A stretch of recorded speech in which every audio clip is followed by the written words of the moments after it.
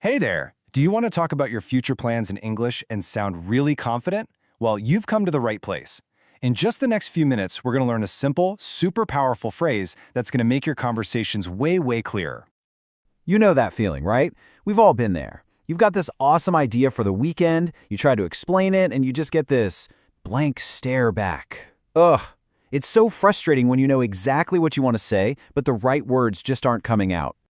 And this is a perfect example of what I'm talking about. It is such a common mistake. Just a tiny little change in the words can make everything sound, well, confusing. But hey, don't worry, you're definitely not alone with this, and the fix is actually super simple. And here it is, the key to it all, the phrase, be going to. Seriously, think of this as your secret weapon for talking about future plans. It's clear, it's really easy to use, and I promise, it's going to make your conversations flow so much better. So what is it exactly? Well, we use be going to for two main things. First, for future plans that you've already decided on. And second, for predictions you're making based on what you can see, like right now. It's as simple as that. And you want to know the best part? The structure, the formula, is so easy. You just need three little building blocks. First, the subject. That's I, you, she, whatever.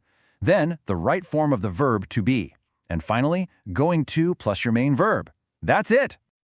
Okay, let's break it down. With I, you're always going to use am. So, I am going to study. Got it? For you, we, or they, you use are, like they are going to travel. And finally, for he, she, or it, you use is. She is going to call. See? Once you see the pattern, it's really straightforward. All right, so we've got the structure down. Now the big question is, when do you actually use it? Well, there are two main situations where this phrase is absolutely perfect. Okay, let's look at these two uses. On one side, we have plans and intentions. This is all about decisions you made before you started talking. And on the other side, we've got predictions. This is when you're kind of a detective. You look at the situation right now and make a good guess about what's going to happen next. So let's start with a plan. I'm going to have pizza for dinner.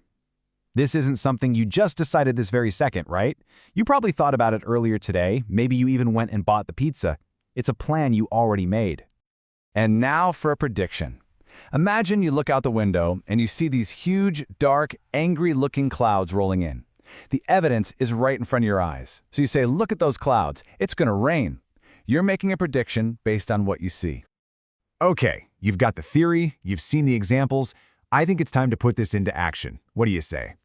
Let's do a little practice to make sure this all really sinks in. All right, check out this sentence. What's the right choice here? Is it we be going to or we are going to? You got it. It's are going to. Because the subject is we, the verb has to be are. We are going to watch a film. Perfect. Okay, now have a look at this picture. Based on what you see, what do you think he's going to do? You could say something like, he is going to play computer games. See? You just made a perfect prediction. Awesome job. All right, pop quiz time. Which one of these is correct? Is it A, B, or C? The answer is B. She is going to study tonight. You nailed it.